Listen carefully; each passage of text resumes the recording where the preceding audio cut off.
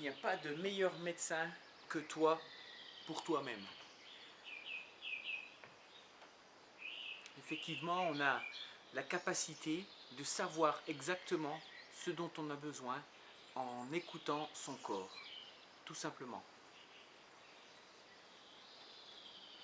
Nous sommes le plus à même, nous sommes le plus proche de notre corps pour savoir, pour entendre ce dont il a besoin.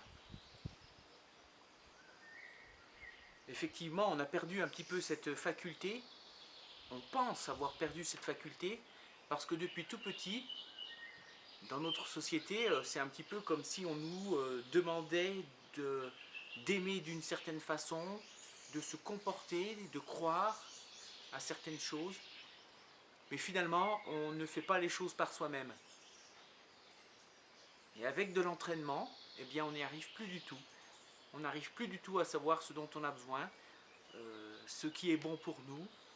On voit de nos jours des parents qui sont complètement démunis face à leur enfant, à ne plus savoir que faire, alors qu'en réalité, si on laisse faire, si on s'autorise à douter, si l'on s'autorise à se tromper, eh bien, on retrouve des facultés d'origine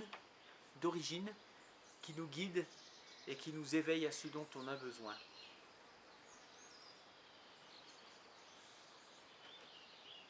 Effectivement, avec tout ce qu'on entend, avec tout ce qu'on nous inculque, avec tout ce qu'on nous fait croire,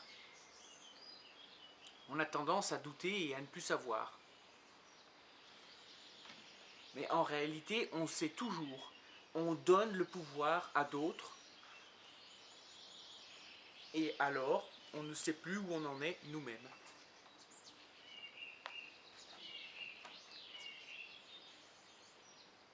Pour réentendre son corps parler, pour être à l'écoute, pour savoir à nouveau,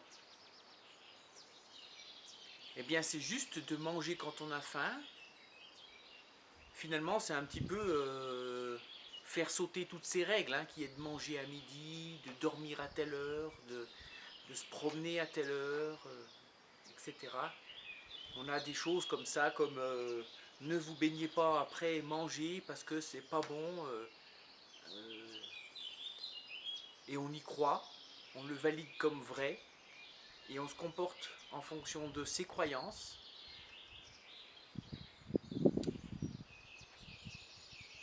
Parfois, on force un enfant à manger parce que c'est l'heure, et en réalité, l'enfant n'a pas faim. L'enfant sait très bien ce qui est bon pour lui ou pas. Voilà. Soyez à l'écoute de votre corps. Le corps ne ment pas. Bonne journée.